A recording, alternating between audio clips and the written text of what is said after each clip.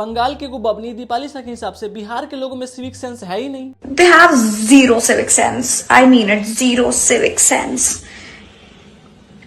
India developing country मुझे लगता है बस इसलिए है बिकॉज बिहार है उसके अंदर। The day we remove Bihar from India it will be developed. हाँ, हम बिहारी अभी भी स्टोन एज में जी रहे हैं। एज ए बिहारी हमरा तो बुरा लग हुआ है, लेकिन the worst part is most of non Bihari Indian think she is right. ये एक डार्क रियलिटी है। ज्यादातर इंडियन जो नॉन बिहारी हैं वो बिहारी से नफरत ही करते हैं। क्या बिहार में क्राइम रेट सबसे ज्यादा है? बिल्कुल नहीं। क्या बिहार में सबसे ज्यादा?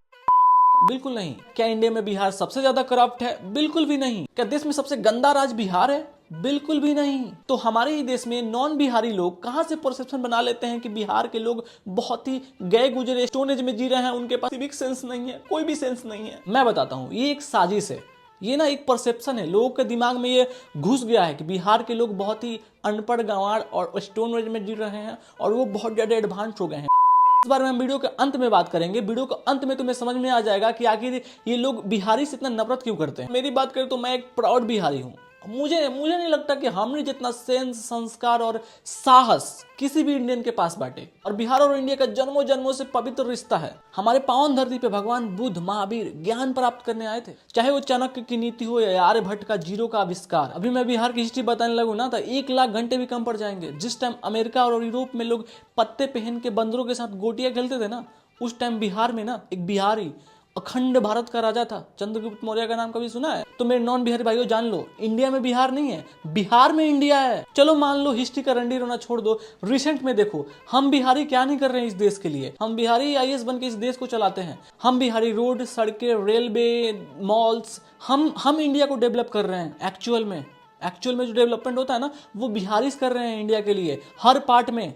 और एक बार बैठ के सोचो, बिहारी किस चीज में डोमिनेट नहीं कर रहे हैं? चाहे वो क्रिकेट हो, चाहे वो बॉलीवुड हो, कौन स्पोर्ट्स या कौन ऐसा इंडस्ट्री है जहां पे बिहारी डोमिनेट नहीं कर रहे हैं? कभी सोचा इस बारे में? पर फिर भी मैं इस बात को मानता हूं, कुछ तो प्रॉब्लम है, ऐसा कुछ है जो हमारा इमेज पूरे इंडिया में बिगाड़ रहा है। और उस चीज को मैं 3 भागों में डिवाइड कर रहा हूं, ठीक है? एक तो सिनेमा में ग्लोरिफिकेशन, दूसरा पॉलिटिक्स और तीसरा एजुकेशन। अब बिहार से कैसे हो सकते हो? क्यों बिहारी ऐसे दिखते नहीं है? मैं हूं ना बिहारी, तो मैं ऐसे दिखता हूं। तो एक परसेप्शन बना लिया लोगों ने कि बिहारी लोग पता नहीं कैसे दिखते हैं, कैसे होते हैं। बॉलीवुड वालों के हिसाब से हम बिहारी एलियन हैं। बिहारी का जो कैरेक्टर होता है बॉलीवुड के मूवी में, या तो वो चोर होता है, या फिर वो डाकू होता है, या फिर वो रेपिस्ट होता है, या फिर वो गुटकाबाज होता है, या फिर वो पॉकेटमार होता है। मतलब ऐसे बिहारी को ग्लोरीफाई करता है सिनेमा कि सारे इंडियंस, हमारे इंडियंस भाई बहन हम ही से नफरत कर रहे हैं, मतलब बिहारियों से नफरत कर रहे हैं बिकॉज ऑफ ग्लोरिफिकेशन। हमें ऐसा दिखा दिया जाता है ना कि बिहारी है तो या तो ठेला चला रहा होगा, बिहारी है तो या तो चोर होगा, बिहारी है इसका मतलब कि वो रेपिस्ट होगा। दुनिया में जितना भी घटिया काम हो सकता है, दुनिया का सबसे खराब काम हो सकता है, वो बिहारी करता है सिनेमा वालों के हिसाब से। और जो भौजीवुड है, बिहार का सिनेमा, ये भी वही ग्लोरीफाई करता है। हमारा इमेज ही भी करता है कि हम बस भौजी, भाभी, झोड़ी इसी के चक्कर में रहते हैं। और जो नंबर 2 का प्रॉब्लम है वो है पॉलिटिक्स। बिहार के जो पहले के पॉलिटिशियन थे, राजेंद्र प्रसाद, इंडिया के फर्स्ट प्रेसिडेंट, जयप्रकाश नारायण, एक आदमी इंदिरा गांधी का आंख निकाल दिया था। इंडिया में ना इमरजेंसी लग गया था एक बिहारी पॉलिटिशियन के चलते। लेकिन अब के पॉलिटिशियन 8वीं पास है, कोई गांजेबाज है, कोई क्रिकेटर है। अरे सब बुद्धू क्रिमिनल्स भरे पड़े हैं बिहार के पॉलिटिक्स में। अरे वो चाहते ही नहीं है कि बिहार आगे बढ़े, बिहार के लोग के पास शिक्षा हो, रोजगार हो, उन्हें कोई मतलब नहीं है। वो अपने जेब भर रहे हैं। बिहार को बदनाम करने का और भसाने का जो काम कर रहे हैं ना, ये चूतिया पॉलिटिशियन कर रहे हैं। यही बिहार को नहस तहस करके रख दिए है। और तीसरा पॉइंट है एजुकेशन। हाँ, एजुकेशन इन्हीं से रिलेटेड है। ये पॉलिटिशियन चूतिया पॉलिटिशियन से रिलेटेड है।